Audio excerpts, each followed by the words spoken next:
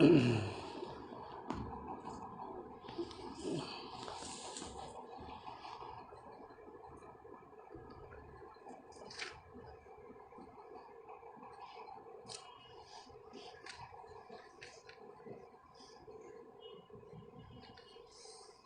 اللہ الرحمن الرحیم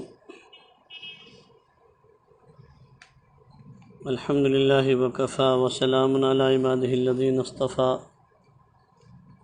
اما بعد فاعوذ باللہ من الشیطان الرجیم بسم اللہ الرحمن الرحیم یا ایہا الذین آمنوا اتقوا اللہ وکونوا مع الصادقین سبحان ربک رب العزة عما یصفون وسلام علی المرسلین والحمد للہ رب العالمین اللہم صلی علی سیدنا محمد وعلی آل سیدنا محمد وبارک وسلم اللہم صلی علی سیدنا محمد وعلی آل سیدنا محمد وبارک وسلم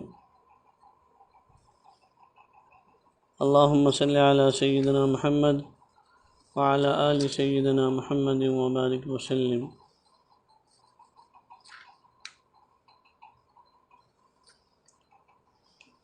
اب تک کچھ باتیں بیت الارشاد کے تعلق سے عرض کی گئی تھی کہ ہر ایک انسان کے لیے ایک رہبر کامل کی تلاش ضروری ہوا کرتی ہے۔ اس کے بغیر کوئی انسان منزل مقصود تک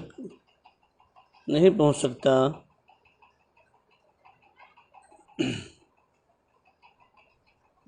اس لیے کسی نہ کسی کی صحبت اور کسی نہ کسی شیخ کامل کی تلاش ضروری ہوا کرتی ہے، اور انسان جب کسی شیخ کامل کی تلاش کر لیتا ہے اور ان کے دست حق پرست پر اپنا ہاتھ رکھ دیتا ہے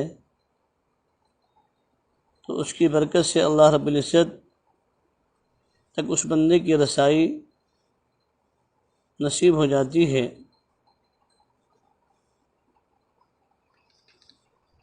تو صرف بیعت ہونا بھی کافی نہیں ہے،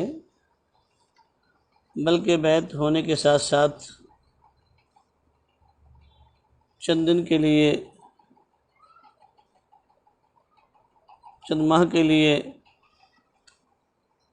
یا گاہے گاہے کچھ اوقات کے لیے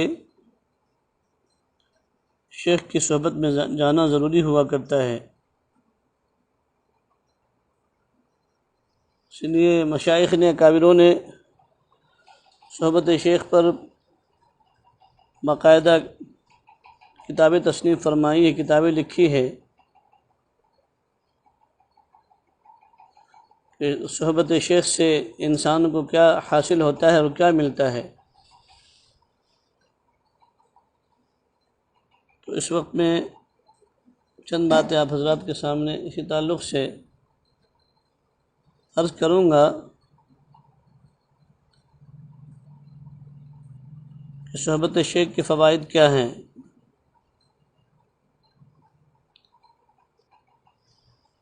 خود حضرت تھانوی علیہ الرحمہ نے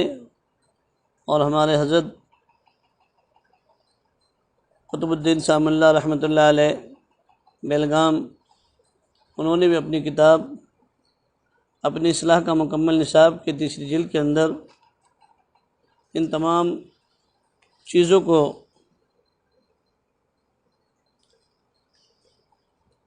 تفصیل وار اور خلاصے کے ساتھ میں انہوں نے اپنی کتاب کے اندر تحریر فرمایا ہے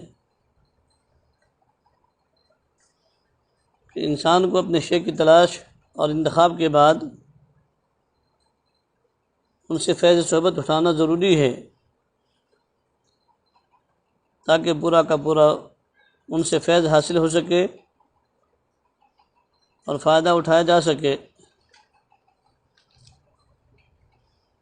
اور حضرت تھانوی علیہ الرحمہ تو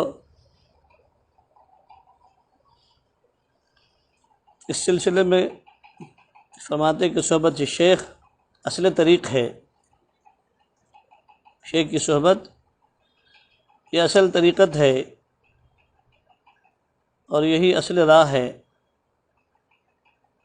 حضرت تھانوی علیہ الرحمہ فرماتے ہیں کہ اس طریقے میں اصل چیز صحبت شیخ اور محبت شیخ ہے۔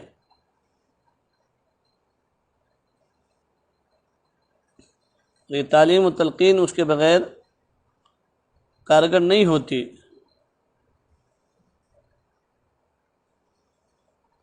اور صحبت بلا تعلیم تلقین کے بھی مفید ہوتی ہے۔ انسان اگر کسی اہل دل کی صحبت میں بیٹھ جاتا ہے یا بیٹھتا ہے تو پھر چاہے وہاں پر کوئی تعلیم و تلقین نہ ہو، کوئی بیان نہ ہو، صرف ان کی زندگیوں کو دیکھ کر کے اور ان کے اطوار و ادوار کو دیکھ کر کے، ان کی راتیں، ان کے دن کو دیکھ کر کے ہی انسان کی زندگی کے اندر تبدیلی آ جاتی ہے، انسان کے اندر بدلاؤ آ جاتا ہے۔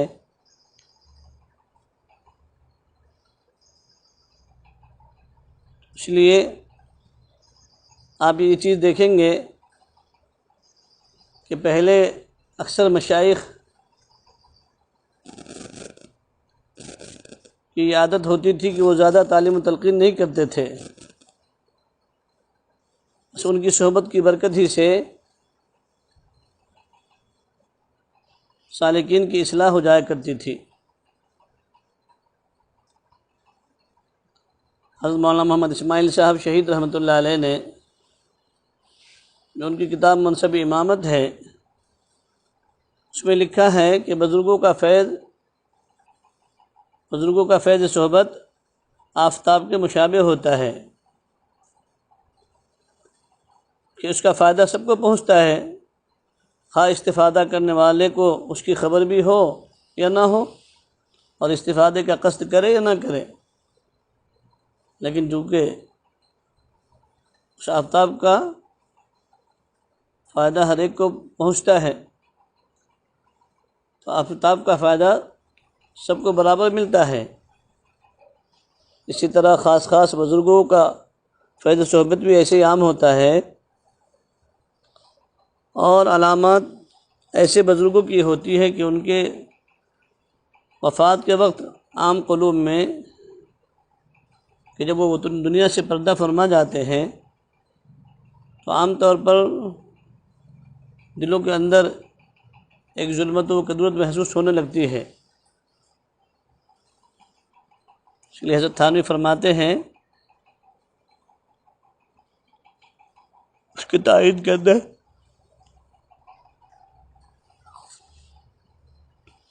کہ جو صحابہ کرام رضوان اللہ تعالی مجمعین نے خود آپ علیہ الصلوۃ والسلام کی وفات پر فرمایا تھا کہ خدا کی قسم ہم نے رسول اللہ صلی اللہ علیہ وسلم کو دفن کرنے کے بعد اپنے ہاتھ بھی مٹی سے نہیں جھاڑے تھے کہ ہمارے قلوب میں، یعنی ہمارے دلوں کے اندر تغیر محسوس ہونے لگا، بدلاؤ محسوس ہونے لگا۔ اس لیے مشائخ کی صحبت میں رہنے والا ہر وقت اس سے نفع حاصل کرتا رہتا ہے، ہاں اس کو اس نفع کا احساس و استحضار ہو یا نہ ہو۔ اس لیے صحبت شیخ یہ نہایت ضروری چیز ہے۔ صحبت شیخ کے فوائد اور اس کی ضرورت ہی کے سلسلے میں ایک دوسری جگہ پر بھی حضرت تھانوی علیہ الرحمہ فرماتے ہیں کہ جس طرح انسان مجاہدات و ریاضات سے کسی کیفیت کا ورود ہوتا ہے تو اسی طرح صحبت شیخ کی صحبت اور خطاب سے بھی ہو جاتا ہے، گویا کہ اس کو ریاضات کے اثر کی طرح رسوخ اور بقا نہیں ہوتا ہے نا۔ جیسے کہ حضرت حنظلہ رضی اللہ تعالیٰ عنہ کا یہ فرمان کہ آپ علیہ الصلوۃ والسلام کی خدمت مبارک سے علیحدہ ہو کر تعلقات میں مبتلا ہو جاتے ہیں اور بہت سی باتیں یاد نہیں رہتی، تو ظاہر ہے کہ ان کیفیات کا دور ہو جانا اور نبی پاک صلی اللہ علیہ وسلم کی صحبت سے یہ دور ہونے کا نتیجہ تھا۔ تو بیعت کی اصل بڑی ضرورت یہی رفاقت یا پیر کی صحبت و تعلق ہے، تاکہ راستے کے خطرات یا اس کے ٹھوکروں سے بھی انسان کی حفاظت ہو سکے، اور اس کے لیے علم چاہے ہو یا نہ ہو، بلکہ علم بھی بلا صحبت کے بیکار ہے، یعنی صحبت کے بغیر انسان کا علم ہی بیکار ہے، اور صاحب صحبت بلا علم کی اصلاح اور صاحب علم بلا صحبت سے زیادہ ہوتی ہے۔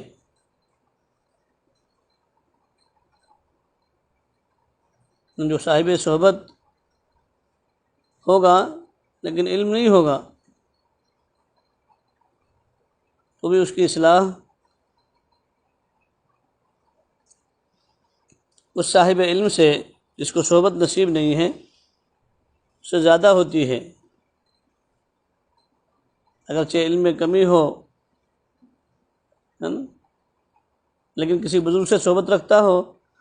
تو اس کو زیادہ فائدہ ہوتا ہے اور اس کی اصلاح جلد اور زیادہ ہوتی ہے اس شخص کے مقابلے میں جو صاحب علم تو ہے لیکن صحبت سے محروم ہے، صحبت سے دور ہے۔ صحابہ رضوان اللہ تعالی اجمعین سب کے سب عالم نہیں تھے، مگر ادنا سے ادنا صحابی کی فضیلت بھی اعلیٰ سے اعلیٰ محدثین، فقہا اور بڑے سے بڑے اولیاء اور اقطاب پر مسلم ہیں۔ اور اس خصوصیت اور فضیلت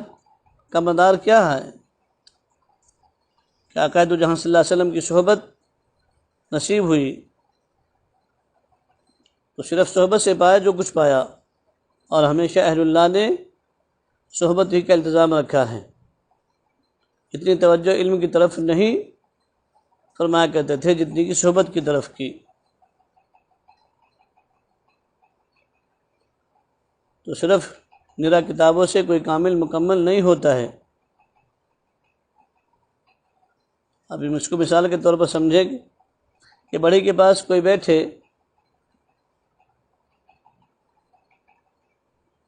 اور بغیر کوئی بڑھئی نہیں بن سکتا، یعنی ستار کے پاس بغیر بیٹھے کوئی ستار نہیں بن سکتا ہے نا۔ کوئی انسان اچاری کے پاس بیٹھے بغیر اچاری نہیں بن سکتا، حتیٰ کہ اگر انسان ہاتھ میں وسولہ لے کر اٹھائے گا تو وہ بھی گویا کہ باقاعدہ اٹھائے گا۔ تو درزی کے پاس بیٹھے گا بغیر سوئی پکڑنے کا اندازہ بھی نہیں آتا۔ ایسے انسان خوش نویس کے پاس میں بیٹھے بغیر اور قلم کی گرفت اور کشش دیکھے بغیر ہرگز کوئی خوش نویسی نہیں کر سکتا، یعنی کتابت نہیں کر سکتا۔ اسی طرح الغرض صحبت کامل سے کہ صحبت کے بغیر انسان کامل نہیں بن سکتا۔ اب بعض مرتبہ یہ بات ذہن میں آتی ہے کہ کامل ہے کون، اور کامل تو اب رہے نہیں۔ کامل تو بایزید بستامی تھے، کامل تو جنید بغدادی تھے، خواجہ اجمیری تھے، نظام الدین اولیاء رحمۃ اللہ علیہ تھے۔ تو دوستو، آج کے زمانے میں جیسے ہم اپنا جسمانی علاج موجودہ ڈاکٹروں سے کرا لیتے ہیں، ایسی ہی روحانی علاج بھی موجودہ شیخ سے اور موجودہ ہی کسی اہل دل سے کرانا پڑے گا۔ اب ہم بایزید بستامی کو تلاش کریں گے تو ہمیں بایزید بستامی، شیخ جنید بغدادی، خواجہ اجمیری، خواجہ نظام الدین اولیاء رحمۃ اللہ علیہ جیسے ولی با کمال اوصاف حمیدہ کے مالک اس درجے کے نہیں ملیں گے۔ تو جس زمانے میں جس درجے کے شیخ موجود ہیں ہم انہیں سے اپنی روحانی بیماری کا بھی علاج کرا لیں، اس لیے کہ جسمانی علاج کے اعتبار سے اس وقت میں حکیم ارتا تالوس، حکیم جعلی نوش نہیں ہیں، بلکہ موجودہ ڈاکٹروں سے اپنا جسم کا علاج کراتے ہیں۔ ایسے ہی روحانی اعتبار سے بھی موجودہ شیخ سے ہی اپنا روحانی علاج کرانا چاہیے۔ اور وہ بھی آج کل اصل میں یہ ذہن میں یہ بات آتی ہے کہ ہر ایک انسان بس دیکھتے ہیں کہ جو سب سے بڑے ہوں گے، سب سے بڑے مشہور ہوں گے، ہم ان سے بیعت ہو جائیں گے۔ لیکن ہمارے مشائخ اس بارے میں فرماتے ہیں کہ انسان کو ایک تو استخارہ کر لینا چاہیے، پھر اپنے قرب و جوار میں دیکھنا چاہیے کہ جس کے پاس بھی انسان بار بار جا سکے، حاضری دے سکے اور اپنے احوال بیان کر سکے، اپنی کارگزاری بتا سکیں،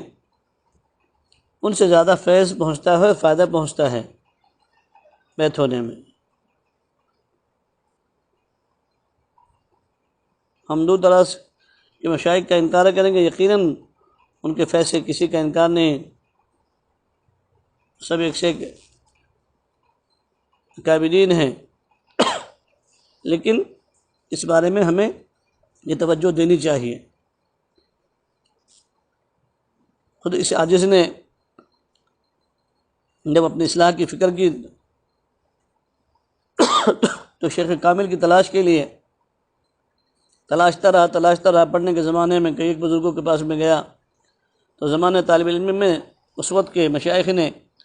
بیعت ہونے سے انکار کیا، بیعت کرانے سے۔ پھر فراغت کے بعد میں اپنے اس علاقے کے اندر آیا، امامت کرتے کرتے متلاشی رہا شیخ کامل کے لیے۔ پھر اللہ کی قدرت کے ایک مرتبہ ایک ہمارے محسن اور مشفق اور ہمارے بڑے دین کے داعی ہیں، ان کی جماعت آ گئی ایک مرتبہ، جناب عبدالرحیم صاحب کرنے کی، ان کے تعلق سے پھر جو ہے ہمارے حضرت بیلگامی، ہمارے حضرت قطب الدین صاحب رحمۃ اللہ علیہ، جو کہ بیلگام کے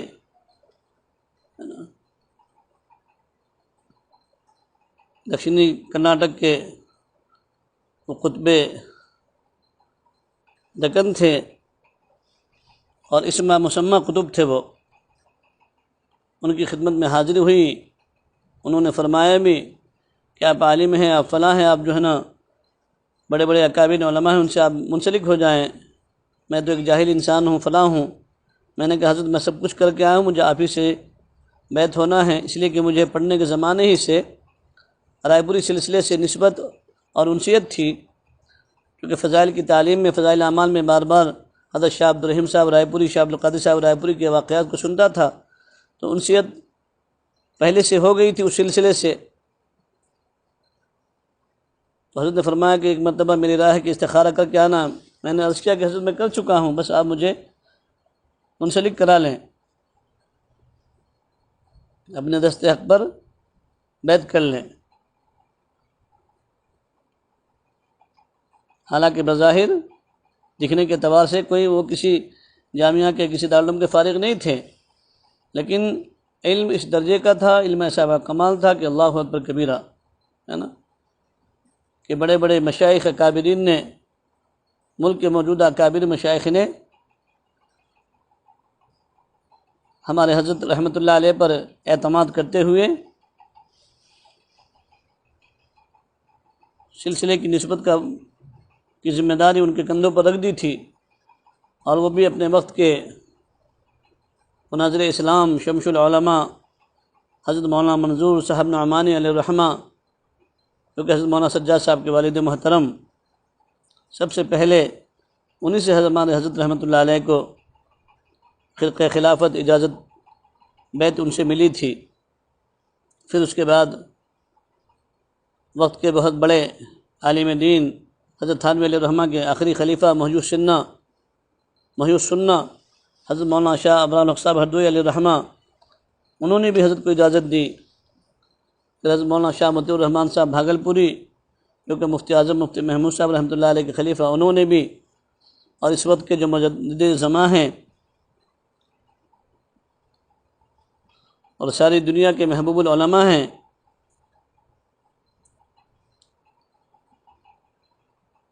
حضرت جی مولانا پیر ذوالفقار صاحب نقشبندی دامت برکاتہم، انہوں نے بھی ہمارے حضرت رحمۃ اللہ علیہ کو پہلی ملاقات میں پہلی مرتبہ 9 دن کے اندر جو ہے نا خلافت و اجازت عطا فرما دی تھی، اور یہ پہلے ہمارے حضرت پیر صاحب کے خلفاء میں ایسے تھے کہ جن کو پہلی مرتبہ حضرت نے پہلی ملاقات میں ہی خلافت دے ڈالی تھی۔ تو وہ یہ حضرت ہمارے کوئی بڑے ایسے عالم نہیں تھے، لیکن کتابیں ماشاءاللہ ایسی لکھ ڈالی کہ بڑے بڑے علماء متحیر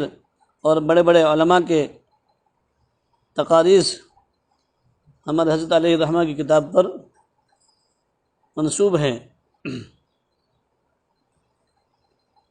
اپنی اصلاح کا مکمل نصاب جو کہ حدیث جبرائیل پر 3 جلدوں میں یہ کتاب ضخیم کتاب اس وقت میں سالکین اور امت کے ہاتھوں میں الحمدللہ رہتی ہے، اور جو سالکین کی رہنمائی کے لیے بہترین ضخیم کتاب ہم سب کے پاس میں موجود ہے۔ ہم سب کو چاہیے کہ ہم سب اس کتاب سے فائدہ اٹھائیں۔ اللہ تعالیٰ مجھے بھی آپ کو بھی اس کتاب کی قدردانی کی توفیق عطا فرمائے، اور اپنے مشائخ اکابرین کی قدردانی کرنے کی اور ان سے جڑنے کی اور ان کو اپنا رہبر کامل بنانے کی توفیق۔ لا الہ الا اللہ الحلیم الکریم، اللہم صلی علی سیدنا محمد وعلی آل سیدنا محمد وبارک وسلم۔ ربنا آتنا فی الدنیا حسنہ وفی الآخرۃ حسنہ وقنا عذاب النار۔ ربنا لا تزغ قلوبنا بعد إذ هديتنا وهب لنا من لدنك رحمة إنك أنت الوهاب رب اغفر وارحم وأنت خير الراحمين يا حي يا قيوم برحمتك نستغيث حسبنا الله ونعم الوكيل نعم المولى ونعم النصير لا إله إلا أنت سبحانك إني كنت من الظالمين ألف لام ميم الله لا إله إلا هو الحي القيوم وعنت الوجوه للحي القيوم يا حي يا قيوم برحمتك نستغيث اللهم إنا نسألك الهدى والتقى والعفاف والغنى اللهم إنا نعوذ بك من الفتن ما ظهر منها وما بطن اللهم فقهنا في الدين وحببنا إلى الناس اللهم إنا نسألك رضاك والجنة ونعوذ بك من غضبك والنار اللهم إنك عفو تحب العفو فاعف عنا يا كريم لا إله إلا الله الحليم الكريم سبحان الله رب العرش العظيم الحمد لله رب العالمين اللهم إنا نسألك موجبات رحمتك وعزائم مغفرتك والعصمة من كل ذنب والغنيمة من كل لا تدع لنا ذنبا إلا غفرته ولا هما إلا غفرته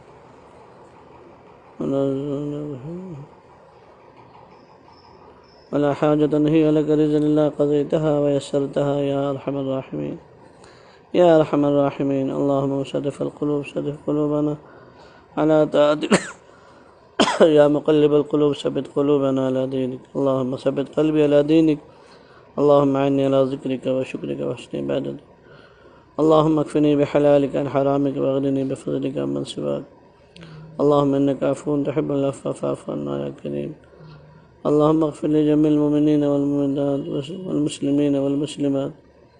الأحياء منهم والأموات إنك سميع قريب مجيب اللهم انصر الإسلام والمسلمين اللهم انصر عساكر المسلمين واخذل اليهود والنصارى والمشركين اللهم لا سهل إلا ما جعلته سهلا اللهم إنك عفو تحب العفو فاعف عنا يا كريم فاعف عنا يا كريم يا حنان يا منان يا ذا القوة المتين ويا أكرم الأكرمين ويا راحم المساكين ويا ذا الجلال والإكرام اے اللہ ہمارے تمام صغیر و کبیرہ سب گناہوں کو معاف فرما، خطاؤں سے درگزر فرما، تمام سیئات و حسنات سے مبدل فرما۔ اے اللہ ساری امت پریشان ہے، ساری امت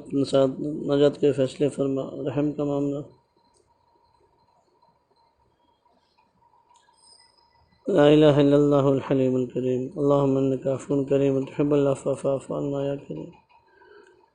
اے اللہ ہمارے تمام جملہ پریشانیوں کو دور فرما، بیماریوں کو دور فرما۔ اے اللہ مانگنا نہیں آتا مانگنے کا ڈھنگ اور طریقہ عطا فرما، بری رات سے بری بات سے بری انجام سے ہم سب کی حفاظت فرما، سوء خاتمہ سے حفاظت فرما۔ اللہ ہماری نمازوں کو روزوں کو سب کو قبول فرما۔ اللہ ان سب کے پڑھنے کو قبول فرما، جو بھی کچھ اب تک پڑھا ذکر کیا سب کو قبول فرما، اللہ تمام مرحومین کی مغفرت فرما، سب کو جنت میں اعلیٰ سے اعلیٰ مقام عطا فرما۔ اللہ اس وبائی امراض سے اللہ ہم سب کی پوری امت کی حفاظت فرما، عرب سے عجم تک سب کی حفاظت فرما۔ اللہ اس ملک کی خوشنود میں حفاظت فرما، اس ملک کے مسلمانوں کی حفاظت فرما۔ اللہ ہمارے تمام پریشانیوں کو دور فرما، اعمال صالح کی توفیق عطا فرما، اعمال وقت سے ہماری حفاظت فرما۔ اللہ صلی اللہ علیہ وسلم جتنی خیر مانگے اس کے اندر ہم سب کا پوری امت کا حصہ نصیب فرما، جن شروع سے بنانا چاہیے ان شروع سے بنانا نصیب فرما۔ ربنا تقبل منا انك انت السميع العليم وتب علينا انك انت التواب الرحيم۔ سبحان ربك رب العزة عما يصفون وسلام على المرسلين والحمد لله رب العالمين۔